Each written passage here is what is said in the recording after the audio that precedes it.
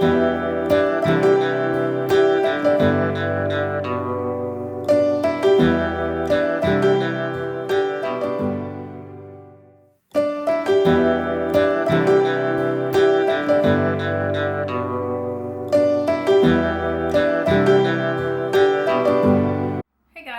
back to my channel once again. It's your girl Tokini Derago. If you're new, welcome. Make sure you click the subscribe button below. If you're old, thanks for coming back again, and make sure you like, share this video, only if you enjoy it, of course, only if you enjoy it. So today I will be talking about my life as a law student and what you should expect if you want to study law here in the UK. So as many of you might know or may not know, I'm from Nigeria, so I've spent most of my life in Nigeria. So I did high school in Nigeria, and then I moved here and did A-levels, and at the moment I am at the University of Leicester studying law. Now, first advice: if you do not want to do law, or do not enjoy reading a lot, or you do not enjoy writing a lot, then law is probably not for you.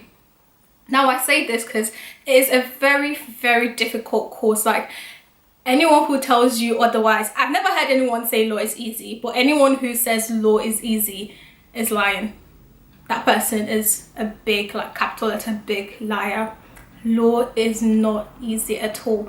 So I feel like you have to love the law to study it. I don't know, for me personally, I feel like if I didn't like law, I would find it very, very difficult to cope with the workload and everything. At the moment, I like the law, so I enjoy reading the law, I enjoy studying the law. If I didn't like it, it would be twice as hard as it is already for me. So number one advice: make sure that this is something you're ready to go into and something that you would enjoy. Don't do it because law is a prestigious degree. Do it because you enjoy it. Next, law is a very independent course. I don't know how it is in Nigeria or other countries, but here in the UK, it's a very independent course. You learn a lot of what you know you would discover by studying independently. During lectures, you get PowerPoints and handouts. Some lecturers don't even give out handouts. Some lecturers don't even have anything on their PowerPoint. In fact, we had this one lecturer who had only pictures in his PowerPoint. So sometimes I feel like you get very, very little from the lecturers, and it can be annoying considering that I'm paying £9,000 to go to school. Like, you would think that you would get a lot for your £9,000. You don't. Sometimes you even hear lecturers say, oh, this topic is too big, so I'm going to do this and this and this, and then you need to go home and find out the rest. So it's like, yeah. So yeah, it's a very, very independent course. You would find yourself at home just like reading the textbook constantly just to get the full detail of what you need.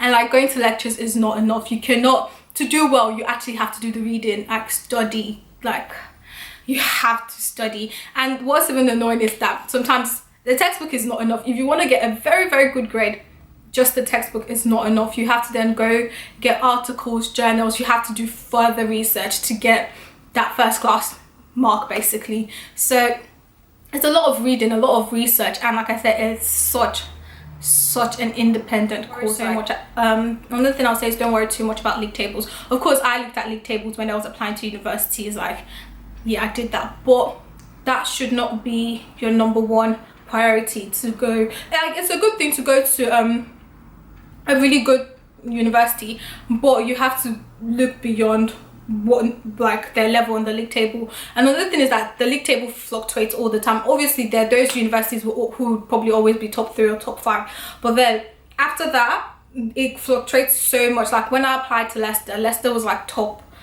20. I think we're at 18 or something like that, and at the moment we're not at that position anymore. So like, don't look at a university and be like, oh, they're number 10 on the league table. In the next 2 years they might be number 15 or number 20. So that should not be your main reason for going to a particular university, because it will change. Different universities have different law modules.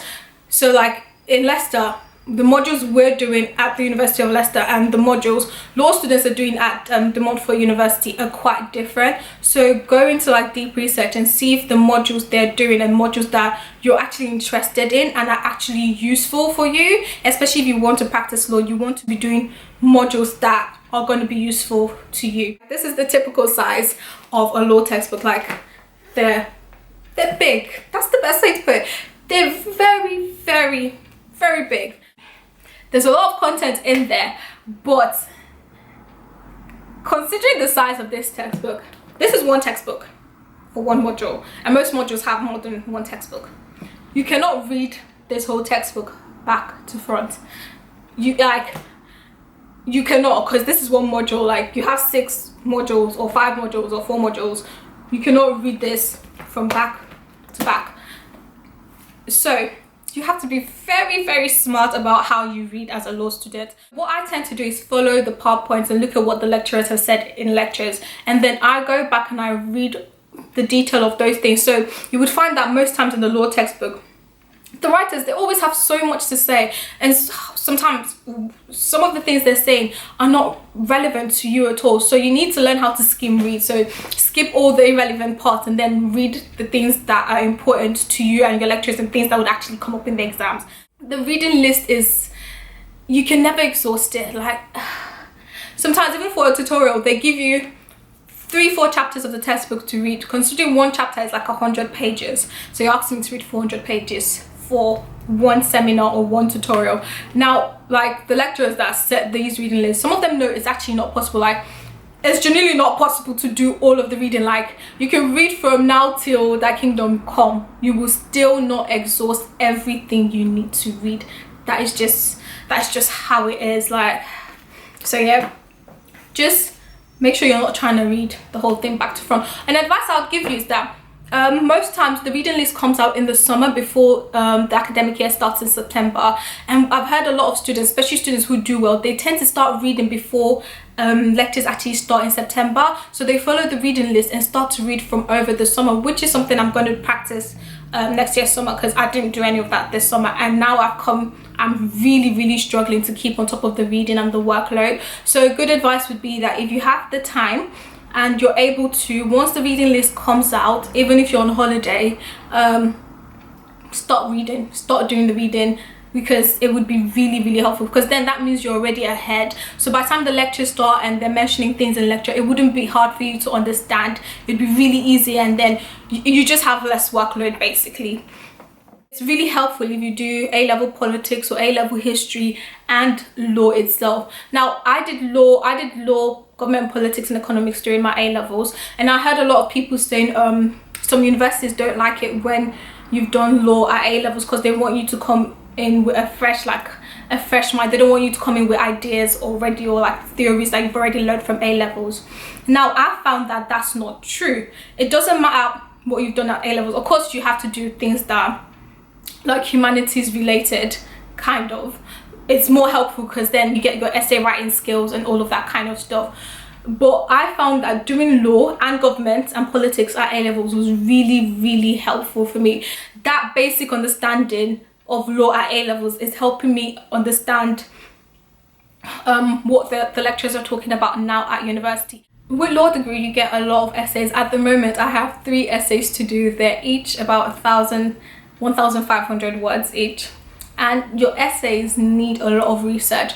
So again, don't try to leave your essays till last minute. If you get an essay, like as soon as you can, jump on it, like start doing the research, because if not, you'd be one of those people that will be sending the essay in 5 minutes before the deadline. Like, don't give yourself that kind of heart attack. Just start the work on time, because if you don't, the work actually starts to pile up and you just be sitting there thinking, oh my god, when am I going to get the time to do all of this? So don't let the workload pile up. As it comes, do it and get it out of the way, so that as every new essay or every new topic starts, you already understand the old one, you've already done the old essay, so then you can focus on what is current. So don't always be, running to try to keep on top of the work. Try to be on top of the work from the start of the academic year. So even if you're not going to lectures, make sure you're doing the reading, you're listening to, because like me, sometimes I don't go to the lectures, but I listen to the lectures at home, because I find that I get a lot more, I understand it a lot more when I'm listening to it in my comfort zone.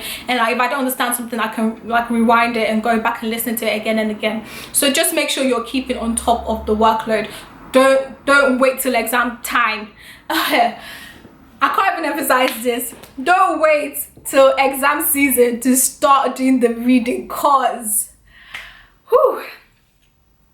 the content is even too much. First of all, to try read or understand everything in 1 month. There are hundreds of cases for you to learn, memorize, understand. So do not, I repeat, do not, for your own sake, do not wait till exam season to start trying to understand it. So at the moment, what I'm doing is that with every topic I learn, I go back and I read over it. And for the tutorials are very helpful as well, because you have to prepare for the tutorial, do readings for the tutorial. So I find that in the process of me doing the research, answering the tutorial questions, I start to understand the topic a lot more. So before I move on to the next topic, I ensure that I have understood that topic properly.